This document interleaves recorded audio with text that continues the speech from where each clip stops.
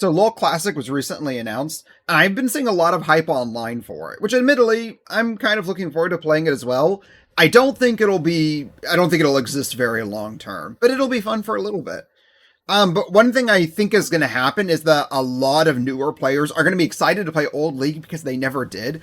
But I think they're going to find a lot of things very surprising. Because the really simple thing is that modern League of Legends is just better than old League of Legends. There might be a few mechanics or champions that have changed too much and people didn't like that, but largely the systems are better. So I wanted to kind of list 5 things that I think new players aren't very ready for. And I'm trying to be very general with my explanations here. I'm not going to go into super niche, like Sion used to be an AP character kind of things. Although I could do a champion-specific one if people have questions, but let's just start here. So first of all, I think a lot of players aren't going to be used to the mana management that classic League of Legends required. Mana used to really mean something. And actually, it was kind of controversial for new characters to come to the game without mana, because that was a major limitation for a lot of characters. So having like the ninja characters having energy, or having like Garen who just doesn't need a resource, it's a pretty big deal. And it was actually a big enough deal that Soraka, one of her basic abilities, used to just give an ally mana. Like that was kind of it. That was kind of built into her silence field now. But yeah, as a support character, she could give characters mana, and that was huge because every character in the game that had a mana pool would have mana problems unless you had blue buff. But we're going into blue buff a little bit later. But yeah, so that also means that you have a lot more items in the game that give mana or mana regen, whereas those stats are like maybe your mid laner gets 1 mana item. If you're playing like ARAM, then sure, but in basically the Legends, yeah, mana regen was actually a pretty big deal for a lot of characters, whereas nowadays it's just a support stat that people don't pay much attention to.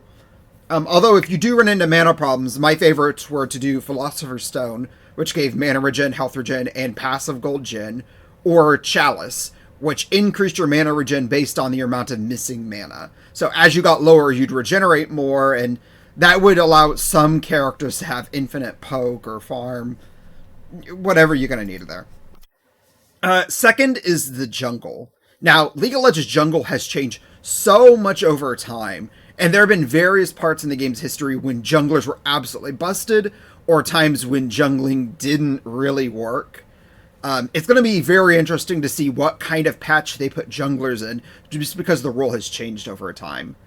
Now, on launch for League of Legends, jungling was actually unintentional. It wasn't something anyone did, but over time, players kind of figured out that there's a few characters that could just exist in the jungle. Originally, the main 2 were Warwick and Amumu.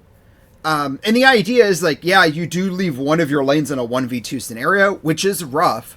But at the same time, having a jungler when your opponent's team didn't meant your other 2 lanes could be ganked at any time, right? And that's so much map pressure that keeps them from being able to farm or push, try to get that kill. And this is added on top of how wards in the game worked, where your mid laner, depending on the age of the game, didn't have any wards, right? And we'll get into wards a lot more later.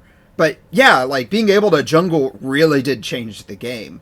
And even then, they kind of added more characters or changed things so that like Rammus could exist in the jungle. But Rammus wasn't really a top tier jungler anyway. And it took a while for the pool of champions to kind of catch up, where jungler became an actual role that people can focus on. It was super rough at first. Now, what I expect they're going to do for the jungle, and this is guessing because we don't know when, there was a point in time in the old game, I want to say season 3, when junglers had the Hunter's Machete, which just gave them a lot of bonus damage and stats when fighting against jungle monsters. Then you could evolve that item into different items depending on what you need, and then you could further enchant those items depending on, do you need tank stats? I think it gave a little Sunfire in that. Do you need mage stats? Do you need assassin stats? So it kind of created this weird, like, starting from a machete to a tree of what junglers could get for items to help them out. Now that I'm talking about it, there also used to be boot enchants in the game. I wonder if we're going to get those back, because that brought up a lot of debate, like what the best boot enchants were. But sticking to junglers, yeah. And depending on the time in the game, junglers used to have terrible amounts of gold. Like, actually, I don't think they ever hit support levels of gold starvation, but close. So these jungle items were actually super important because they were made to be extremely gold efficient, but only the junglers could build them. And that was just to offset that junglers didn't have money. You just didn't, it was just the way the game was. So I expect that's kind of what they're going to go back to, but I don't know. Another thing for junglers that old players will remember is that junglers used to need a leash. And what that pretty much meant was, at the start of the game, when the jungle monsters had spawned and your minions are still running to lane, you would have your mid laner and then your top or bottom would actually show up to the jungler and give some free hits, maybe a spell, to help the jungler with their first clear. Because even the champs that could do the jungle couldn't do it very safely. But helping your jungler, getting the monster to half-ish health and then leaving, helped them out a lot. And that was actually a very common thing for a long time in the game, so I expect jungle leashing will come back. The downside to this, though, if you were ever a jungler, is knowing the mid laner sticks around too long and steals your blue buff, which means you just wasted a bunch of time and health. You didn't get the gold for the monster, you're not getting experience, you don't have your blue buff or your red buff, so you miss all the help from that. And it's like, okay, your entire jungle is just ruined. Your early game is just capped because your mid laner took your blue buff. And that feels terrible. Now, what else kind of happened is that right now, you have your, if you take blue, you get blue buff, and then at a certain level, you can share your blue buff with someone. That wasn't the case. It used to be that whoever got the last hit on the jungle monsters got blue buff. So usually junglers would take everything on their first clear, and then their second clear for blue buff, you would just ping your mid laner and be like, hey, I'm starting blue buff. The jungler would solo it except for like the last 1 health, and then the mid laner would come into the jungle, take the blue buff, and then go back to lane. Because what pretty much happened is if you're like, because mid lane used to be mostly mages, is if your opponent got blue buff, which means they have infinite mana and you don't, you've lost your lane at that point, right? You can't farm very well, you're not going to be able to harass your opponent, you're going to get poked down, have to recall more often.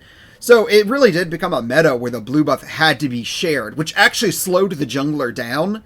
But junglers were kind of like a secondary support for some parts of the meta. So that was just kind of the way things were. There's a decent chance that's actually going to come back as well, but I mean, we'll see. Jungler role has probably changed more than any other role in the game. Third thing is the number of point-and-click abilities in the game. I'm going to give some examples here, but there's so many more. I'm just not trying to get it to too champion-specific. But League of Legends used to much be a simpler game. There were just more mechanics that were just click on your opponent and land your spell. Right, kind of the way like Malzahar's ult or Rammus's taunt, where you kind of just get in range, press your button, and it works. But that's changed over time. One thing is just that there's way more mobility in the game than it used to. It's going to feel slower paced for characters that really like mobile champs, because there's just wasn't a lot of that. But a few kind of examples here that really changed over time. Taric. So Taric's always had a stun in his kit, but now it forms a line that you have to line up with yourself and your ally that you've targeted, which you didn't used to have an ally you like focused on. And then it draws that line and shoots, I think, a second later. That didn't happen. It was literally just this like sparkle that went through the air, and whoever you clicked on would just be stunned. There was no counterplay to it. It's just you're getting stunned if you got in range of Taric. Similarly, Warwick's ultimate kind of does the same thing where it's a really like long suppress as he jumps on his target. But there is no like that cinematic leap into the air onto the first opponent, which is really cool. Cinematically, I really like it. But what he used to do is Warwick would just ult someone and pretty much teleport to the other side of them and just start hitting them. There was no opportunity to miss the opponent. They couldn't dodge it in any way. Like, it was just a very different ability. CC was much easier to land back then. And then Shen, to kind of give an example, Shen didn't have an instant taunt or something like that, but his Q used to be different. Where now his Q empowers his auto attack. his old Q used to throw swords at people, which sounds really weird for a tanky ninja to do anyway, but he would literally just point click throw a sword at someone. It wasn't a ton of damage, it was pretty short range too, but it hit. And remember, Shen has energy, so he's not really out any resource, it's just out the cooldown for it.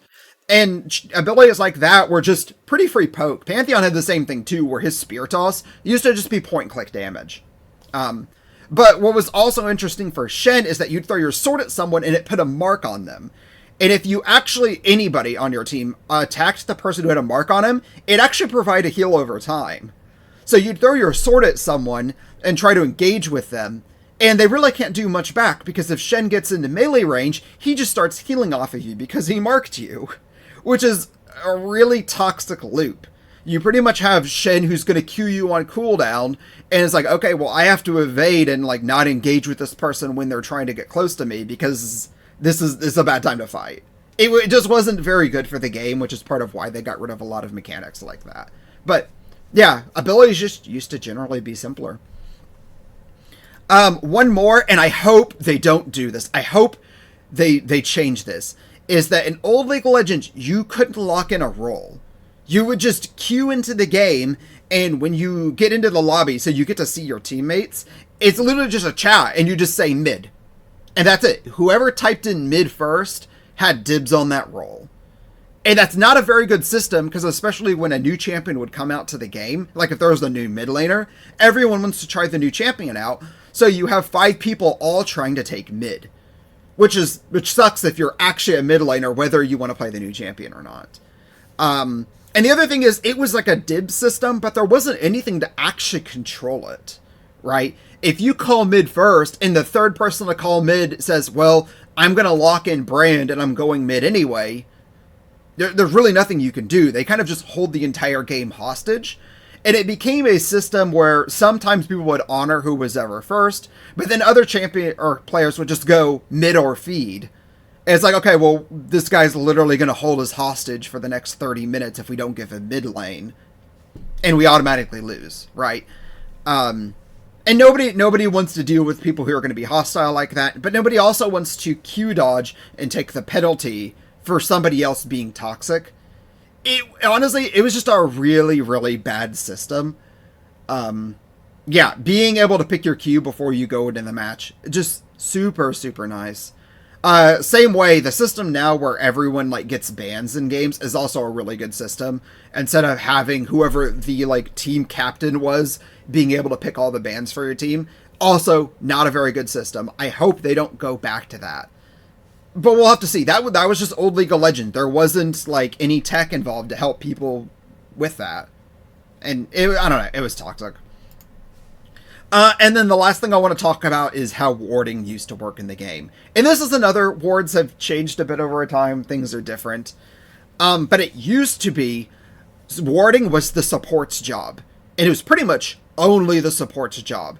Because the problem is, wards weren't given to you freely. You had to go to the shop and buy your green and pink wards, which that's what they were called at the time.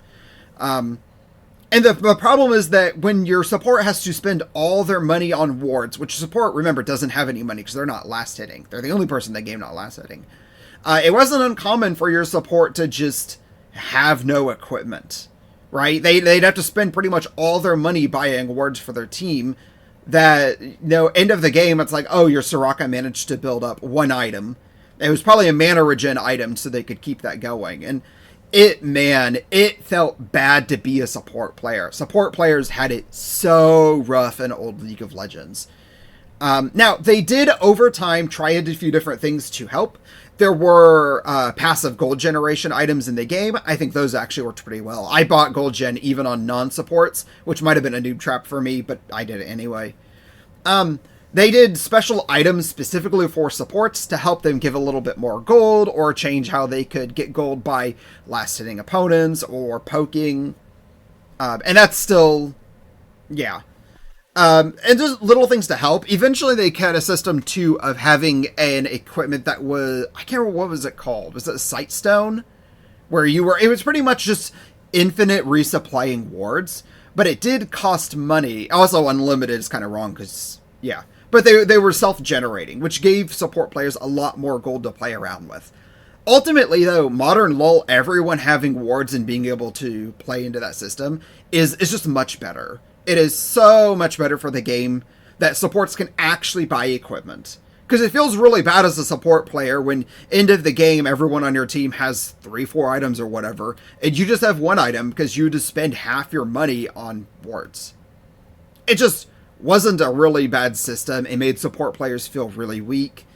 Yeah, and I mean, Modern LoL really fixed that. I'm guessing they won't do Modern LoL Solution because it is LoL Classic, but I don't know. Hopefully they come up to whatever, like an old solution that felt okay, because it was really bad. It was really bad for everyone. And this is part of the thing I mentioned earlier with junglers, where having a jungler on your team but not one on the enemy team was really, really strong, because remember, mid laners didn't buy wards, which meant they were really easy gank targets, right?